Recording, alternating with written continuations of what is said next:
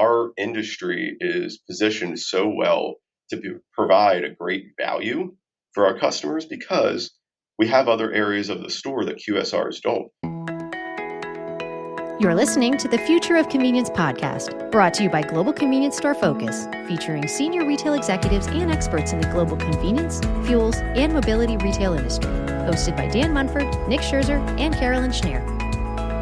Welcome to the Future of Convenience podcast. I'm Carolyn Schnare, and I'm joined by my co-host, Nick Scherzer. Hey, Nick. Hey, Carolyn. How are you? I'm doing great. How are you doing? Very good, thank you. Always good to be with you. So today we're going to talk to Chris Hartman, the Vice President of Fuels, Advertising, and Development at Rutter here in the U.S., whom we'll be visiting in October for our Insight Market Focus event. He's going to talk with us about what they're up to, how business is going, and what we can expect on our visit. Before we get started, I want to tell you about a Dan-Day refrigeration. Ready to revolutionize your convenience store kitchen? Look no further than a Dan-Day refrigeration. With a Dan-Day's innovative patented technology, you'll enjoy a dramatic reduction in energy consumption compared to traditional refrigeration units. A Dan-Day drawers offer large capacity and stackability, allowing you to optimize every inch of your storage area and maintain consistent, precise temperatures.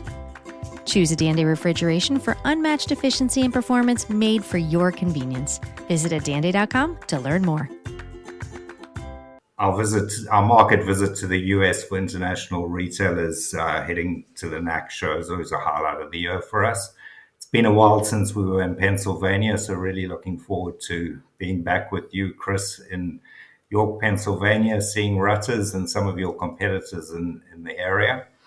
So that's happening on October 4th. We'll be in Pennsylvania and then heading across the NAC show in Las Vegas, which is 7 to 10 October. So looking forward to all of that and seeing you in person there, Chris.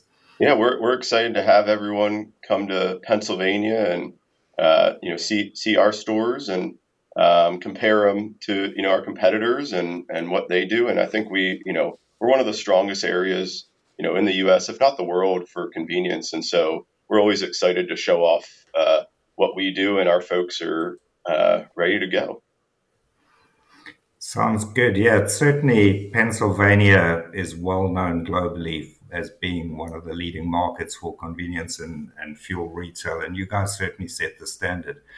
And Chris, a couple of weeks ago we were talking, and you used this phrase, diversify to differentiate, and that really stuck out in my mind. Do you want to tell us a bit about what you meant by that?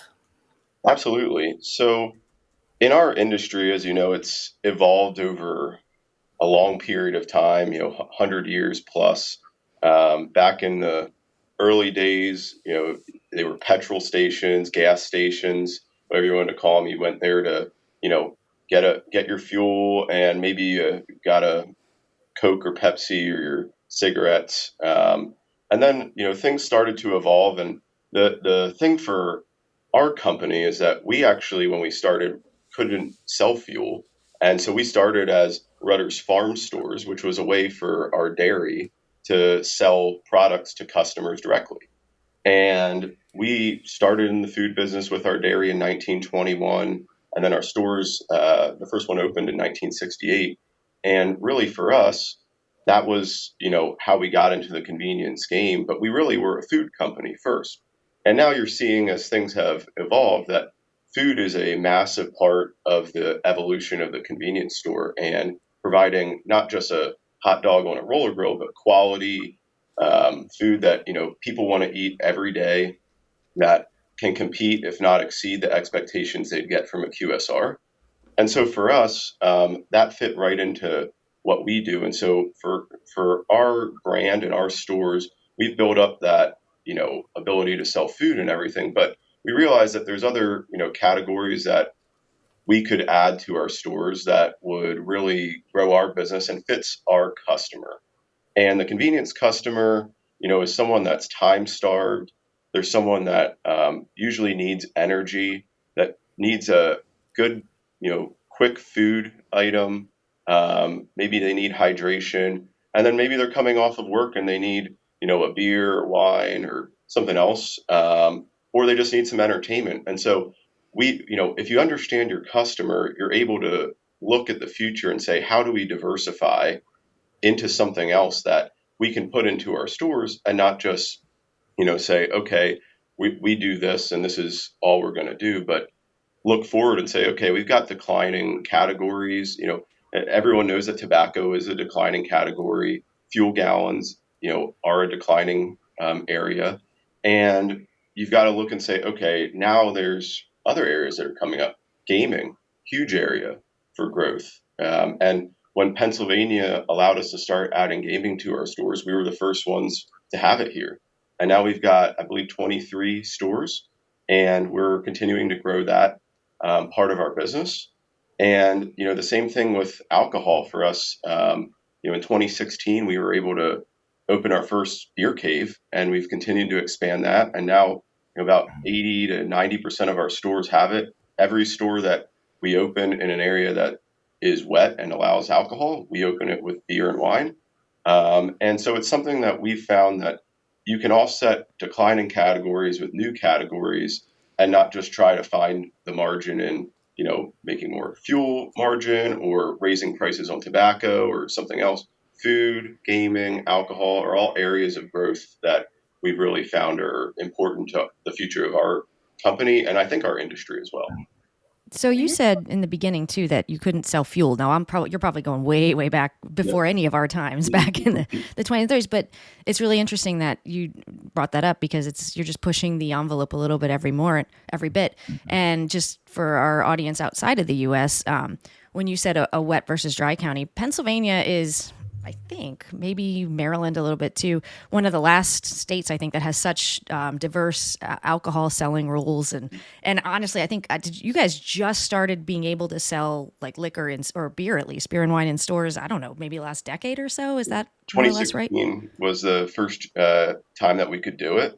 And it's by municipality actually. So it goes down to that level.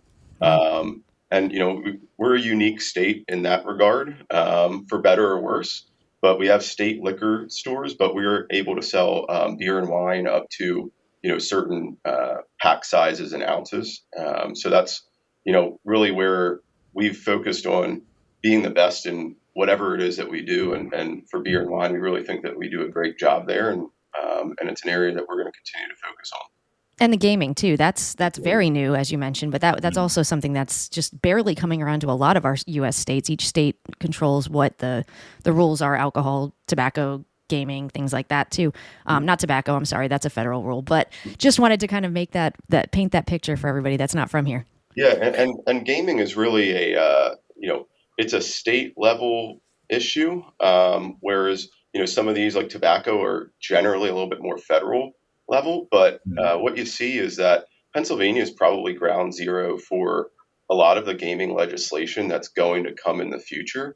You've got the casinos and the games that are, I guess you would say, regulated by the states or the government, and then you've got the skill games, which are generally unregulated, and where you are in Virginia, Carolyn, that's an area that they're having a similar battle over. And so, you've got these two areas trying to do this. And I think for our industry, it's, making sure we understand the issues and really fighting for our ability to get into it as they continue to regulate us out of certain areas to regulate us into other areas is really going to be important.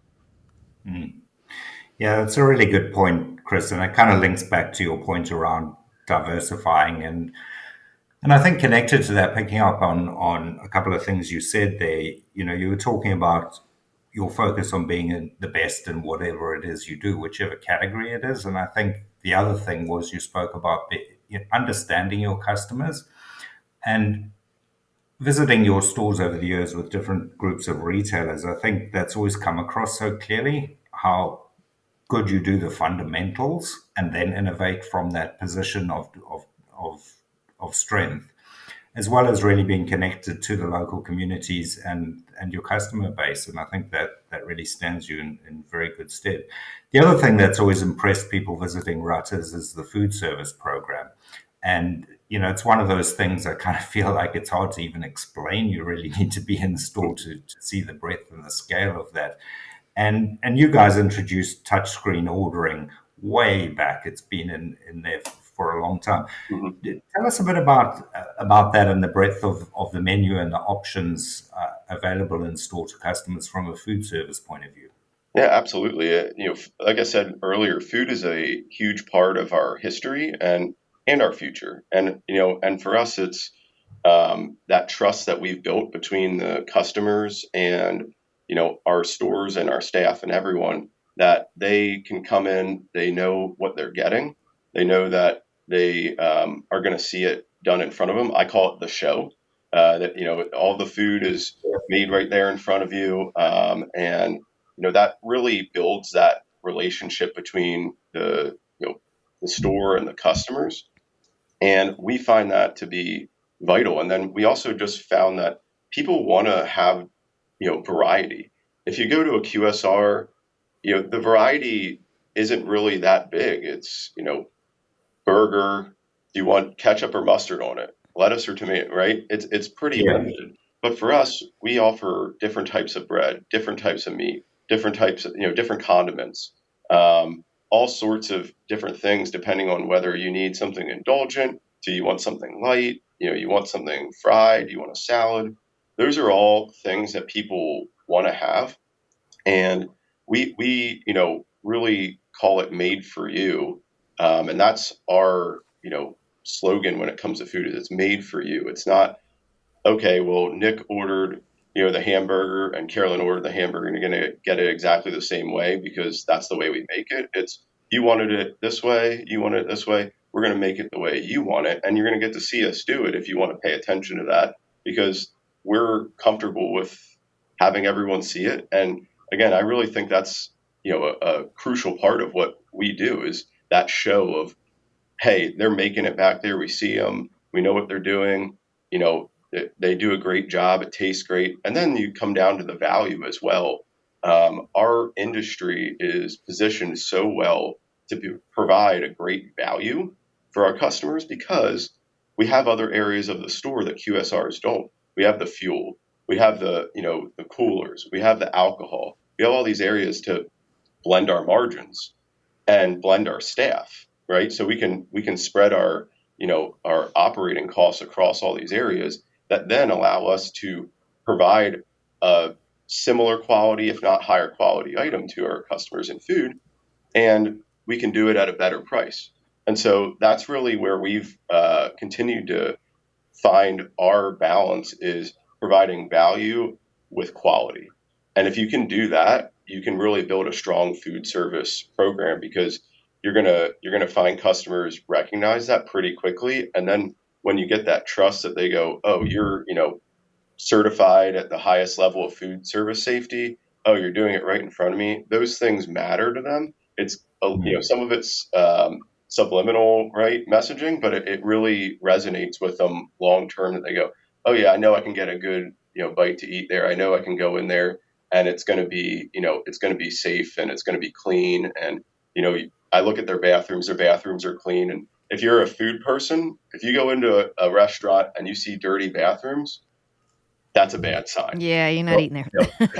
I'm sure you know that, Carolyn, right? It's like, if you go in there and you're like, oh man, do these people even, they don't clean the bathroom? Do they even wash their hands? That's not a good signal. So for us, we always are very cognizant of that. And so, all the parts of the store connect to each other and build on each other, and providing all of the different items that we can in the food area. We have 20 billion combinations that you can have through our touch screens. You can do it on mobile ordering now as well. And all of those, make it easier for customers to come in and make it, get a one-stop shop kind of experience. And that experience, again, leads to them really being the best salesman for us as well. That, oh yeah, let's just go to Rutter's because, I'm going to get a great meal. I'm going to get the drink that I want because they have a wide variety of drinks. I can go, play on a gaming machine while I'm in there and maybe get some lottery tickets, whatever they want to do. We're there to provide it, which is why we say, why go anywhere else? Yeah, and I love that saying, Chris. I was going to bring it up. Rutter's, why go anywhere else? It just makes so much sense, the saying, when you describe the business and you visited one of your guys' stores. That saying really resonates. And I think, Chris, you've been over here in Europe with us many times, and on your own travels around the world, looking at convenience stores, occasionally playing golf on those trips as well, I understand. But I think you've seen a range of ways of incorporating food service in different parts of the world here in Europe, either doing it yourself or partnering with existing QSR brands. And I think one of the things that always strikes me about the way in which you guys have done it, it really takes a internal culture and level of understanding to be able to execute and deliver that at the level you do. So people are really important to you as part of your business and your culture, and particularly on the food service side. Because you were telling us a couple of weeks back about your new, is it your head of food, I guess, Yes, from New York? we have a newer senior director of food service and advertising, and he came from a unique background for convenience store chain in that he worked in New York for one of the top chefs in the world, but he was in the operations side as well as the food side, and for us we've had a great experience hiring food folks internally and externally, and folks like Jerry Weiner and Ryan Krebs have helped build our food program. And Phil is doing a great job. And we enjoy bringing outside experiences in, but then also having that blended with our folks that have been here and understand us, and they can teach them what we do and try and figure out how to get those outside pieces to really blend into our food service. Well, yeah, and then to that point too, you have upwards of 80-ish stores now. How do you scale that so that it's consistent across not only the state but now several different states within the region? Well, I really think Nick touched on a big part of it, which is culture, and that comes down to the pride that everyone takes in what they do, and we love being able to reward our folks with great pay and really making sure that they have a great environment to work in. And so, right now we start at $18 an hour in our stores, and we have a a restaurant manager that actually is dedicated to the restaurant, along with our, having a store manager in our stores. And we really, have found that that's been a huge benefit to us because a lot of those restaurant managers have a food background. They may be sous chefs, things like that. And that culture of just understanding food safety, understanding food service has really helped build our program and make it scalable because we have those, food instincts instilled in our training, which we then can take and spread across our chain. And we have really good folks that we continue to promote that, started in the stores and now are supervisors or regional managers, things like that, that can help, really keep the level at the place we want it. And again, I really, I really take my hat off every day to our folks because they're awesome and they do such a great job. And they, like I said, they take pride in being the best. They want to be number one in everything, just like we want to be number one in everything here at the corporate office. And that's, again, our culture. That's our connection that we always have with them, is that we love being able to say, hey, you guys made us number one in customer service. You made us the number one food service, chain. You made whatever it is, we fight for that. And that's something that we love. And we're competitive and our folks are competitive at every level of our company. And, that really helps, again, with that cultural piece that they want to do it the best way. They want you to be happy. They want you to have a smile on your face when you leave. And again, a lot of the folks that shop our stores are regulars. So they know them. They already know what they're going to order. They already know how they want it. And when they come in and order it, they know exactly who it's for and all that. And that interaction also helps just make it scalable, make it doable over, our 87 stores that we have. And we got 3 more under construction. So, and more planned after that. So we're going to continue to grow and do it as we have in the past. Chris, that's really cool. And I mean, this business really is about people. That's what Mhm. makes it fun. And it's the people within the companies, the customers, that whole interactive piece, and our industry in general has always been about people. And I think yeah, it's credit to you guys, the culture you've created there. Just picking up on something you said, and maybe putting into context for a international audience. You said something about $18 there. Was that the starting Mhm. um, hourly rate? That's correct. Yep. How does that compare to the industry average there? Just to put it into context for those who aren't familiar with the US. It would certainly be on the high end, Yeah, I especially in thought our so. areas. You get into places that are large cities or, states like California, and they've set Yeah. minimum wages at $20 an hour in Okay. some cases, maybe even higher. Um, Yeah. but for us, we compare it to the QSRs in the area, which are probably between $13 and $15 an hour.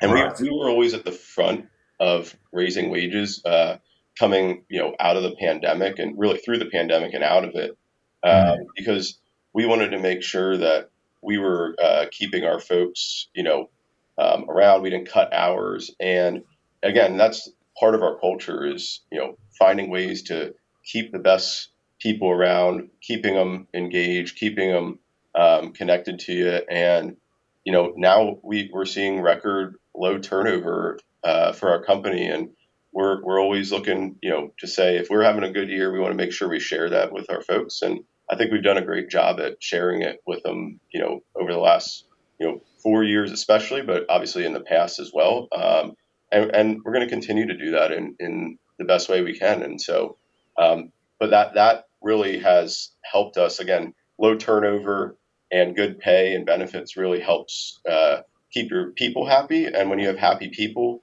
interacting with your customers, they're going to provide a great experience for them. And that experience just sticks in people's mind. When you have a good experience, it sticks there. When you have a bad experience, it sticks there. And we always want to try and provide that great experience the best that we can.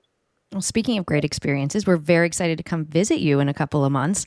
And of course, expect a great experience. And Nick and I will be there with 20 or 30 of our closest friends from all over the world. So we're visiting you in York, in both the city. We're staying overnight there one night, and also one of your flagship stores there. Can you tell us a little bit about what we're going to expect when we see you? Absolutely. Well, as I said, our folks are excited to have you all come in. You've been in our stores before, and it's been a number of years, and we have folks come through every now and then, maybe every other year, to come visit. And like I said, we love doing it because, have people from the UK or all over the world come and visit York, Pennsylvania, or around York, Pennsylvania, really gets our folks excited. And again, that goes back to that pride that they take in what they do. I always try to make sure that they know that they're coming here to see you. You guys are coming to see our folks and see what they do because they help provide the secret sauce that really makes Rutter's what it is. And that's what we're going to show you is some of our secret sauce, maybe not all of it, but you're gonna see our newest prototype that we have that's been built. We have a couple newer prototypes under construction, but it's got our newest finishes that's going to be there. It's a 10,250 square foot store, big food service. It's going to have a big beer cave, truck diesel, along with our, in our back court, along with gas products in our forecourt. And we built it on, I think it's about 6 or 7 acres, which is right around where we've been averaging lately. Is our large stores on big acreage where we can have commercial truck parking and commercial fueling, and really provide an experience for a wider variety of folks, whether you're driving a truck, an RV, a car, whatever it is on your road trip or your daily, life. You can stop in our stores and you're going to see, the wide variety of food that we can offer you, from a, Route 30 burger where it's two grilled cheeses as the buns, to an extreme shake where you have, milkshake with different candy items in it. Ooh. We'll provide it all, and we just hope you enjoy it and your folks learn a lot as they come over here, and we're excited to hear what they have to say too. Well, Chris, we're excited to be there, and there's no doubt that the group's going to really enjoy that and learn a lot at the same time. And we really appreciate the welcome and the opportunity to come and visit you guys and to be hosted by you guys and to meet your people there in York. It's been a couple of years since I was in York, so I'm really looking forward to being back there and seeing you guys again in person. But yeah, I'm sure when you tell your friends you're going to York, they think you're just going up the road to York, England, right? That's right. Yeah, the original, slightly different looking city, but yeah.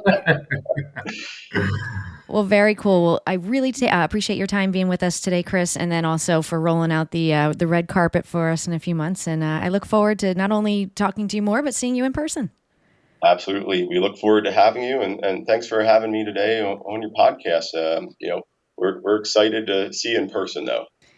Very cool. So anyone listening that would like to register, you can go ahead to our website at globalconveniencestoreFocus.co.uk, or just reach out to one of us and we'll be happy to host you on our bus tour.